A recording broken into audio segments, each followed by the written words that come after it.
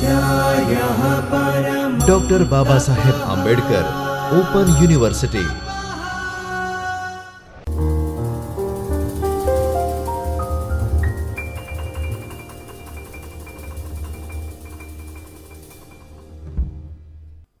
નમસ્કાર વિદ્યાર્થી મિત્રો, હું આશિષ વસાવા સમાજકાર્ય વિષયમાં આસિસ્ટન્ટ પ્રોફેસર તરીકે ડૉક્ટર બાબા સાહેબ આંબેડકર ઓપન સ્ટડીમાં કાર્યરત છું. ડૉક્ટર બાબા સાહેબ આંબેડકર ઓપન સ્ટડીના જ્યોતિર્મય પરિસરમાં આવેલ ચેતન સ્ટુડિયોમાં આપનું હાર્દિક સ્વાગત કરું છું.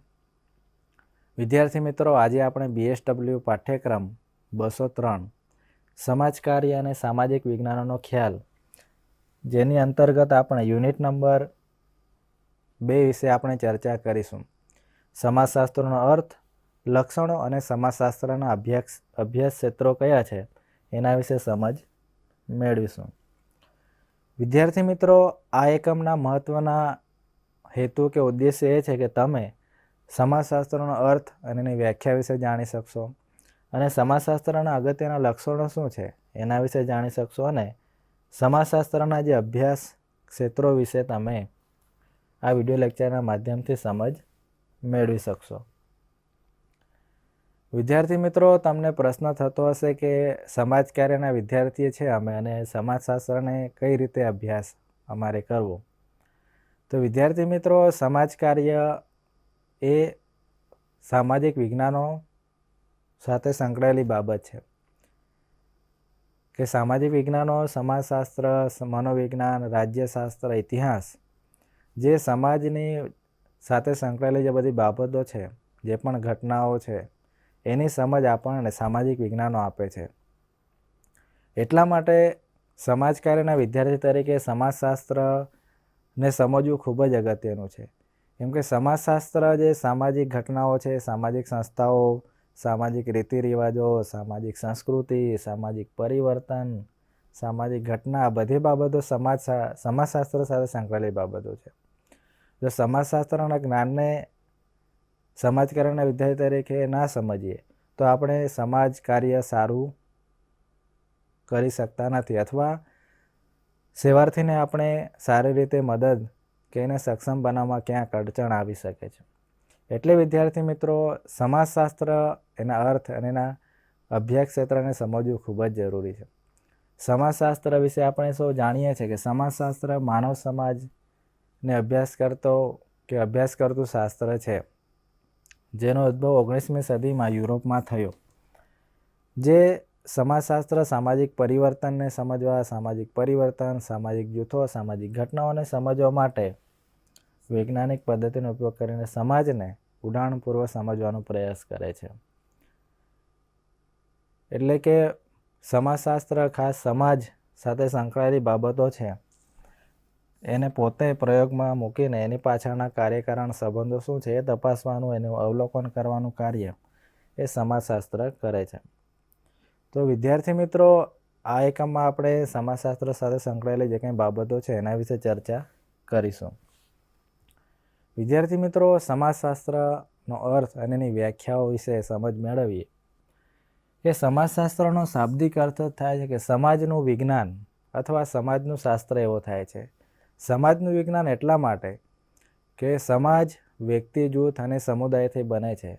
તો એ વ્યક્તિ, જૂથ અને સમુદાય સાથે સંકળાયેલી જે સામાજિક બાબતો છે, સામાજિક પરિવર્તન, સામાજિક સંબંધો, સામાજિક સંસ્થાઓ, કુટુંબ, લગ્ન, શિક્ષણ, ધર્મ સંસ્થાઓ, જ્ઞાતિ સંસ્થાઓ, આ તમામ બાબતોની સમજ આપણને સમાજશાસ્ત્ર આપે છે. એટલે એને સમાજનું વિજ્ઞાન તરીકે ઓળખીએ છીએ. આ ઉપરાંત રાઇટ નામના સમાજશાસ્ત્રીના મતે સમાજ એટલે માત્ર માણસોનો સમૂહ નહીં, પરંતુ સભ્યો વચ્ચેનો જે સામાજિક સંબંધો છે એના આધારે વ્યવસ્થાઓ બને છે, જેને આપણે સમાજ કહીએ છીએ. એક વ્યક્તિ છે અને વ્યક્તિ સાથે સંકળાયેલા સામાજિક પાસાઓ ના હોય, સામાજિક સંબંધો ના હોય તો સમાજ બની શકતો નથી.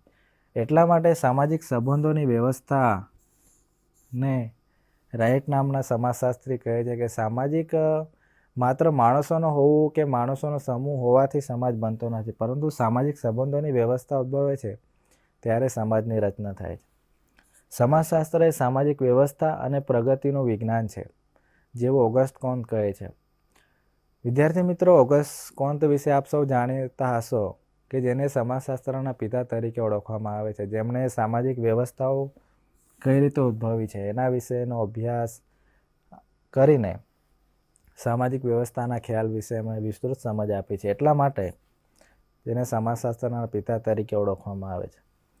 સમાજશાસ્ત્ર એ સામાજિક સંસ્થાઓનું વિજ્ઞાન છે.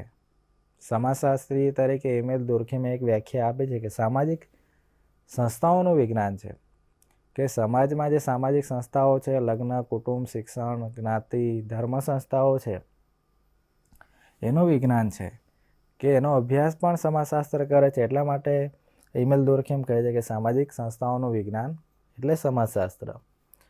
સમાજશાસ્ત્ર એવું વિજ્ઞાન છે કે જે સામાજિક ક્રિયાઓની અર્થપૂર્ણ સમજૂતી આપવાનો પ્રયાસ કરે છે. એવી વ્યાખ્યા મેક્સ વેબરે આપી છે. આ સમાજશાસ્ત્ર અને સામાજિક ક્રિયાને તમારે સમજવું હોય તો મેક્સ વેબરના સિદ્ધાંતને ખૂબ જ તમારે વ્યવસ્થિત સમજવું પડે.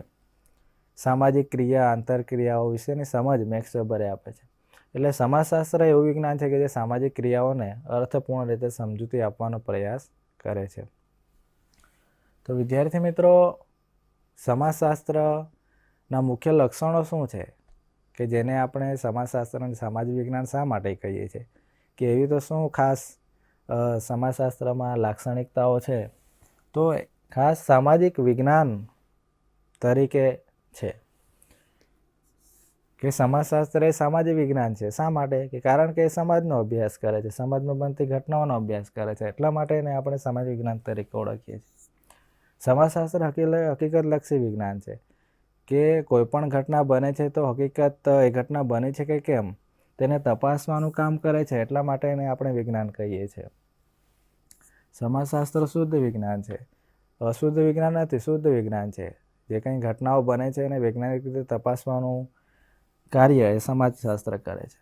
અમૂર્ત વિજ્ઞાન છે કે ખાલી જે દેખાય છે એનો જ અભ્યાસ નહીં, પણ જે નથી દેખાતી એની પણ વિસ્તૃત વૈજ્ઞાનિક અધ્યયન દ્વારા અમૂર્ત રીતે બનતી ઘટનાઓનો પણ અભ્યાસ સમાજશાસ્ત્ર કરે છે. સામાન્યકરણ કરતું વિજ્ઞાન છે. કોઈ એક જ ઘટના સાથે નહીં, પરંતુ સમાજની દરેક ઘટનાઓને આવરીને સામાન્યકરણ કરતું વિજ્ઞાન છે. બુદ્ધિગમ્ય અને અનુભવલક્ષી વિજ્ઞાન છે. સંચયાત્મક વિજ્ઞાન છે. જે પણ સમાજમાં બનતી જે ઘટનાઓ છે એનો વૈજ્ઞાનિક રીતે અભ્યાસ કરે છે. એટલા માટે જ સમાજશાસ્ત્ર અને સામાજિક વિજ્ઞાન તરીકે ઓળખવામાં આવે છે. અને સમાજશાસ્ત્રના અગત્યના સામાજિક વિજ્ઞાન છે, હકીકતલક્ષી છે, શુદ્ધ વિજ્ઞાન, મૂર્ત વિજ્ઞાન છે, સામાન્યકરણ કરતું વિજ્ઞાન. એટલે આ ખાસ સમાજશાસ્ત્રની અગત્યની લાક્ષણિકતાઓ છે. વિદ્યાર્થી મિત્રો, સમાજશાસ્ત્રના અભ્યાસના ક્ષેત્રો કે સમાજશાસ્ત્ર કઈ કઈ બાબતો, સમાજમાં જે કંઈ ઘટનાઓ કે સમાજમાં જે કંઈ બને છે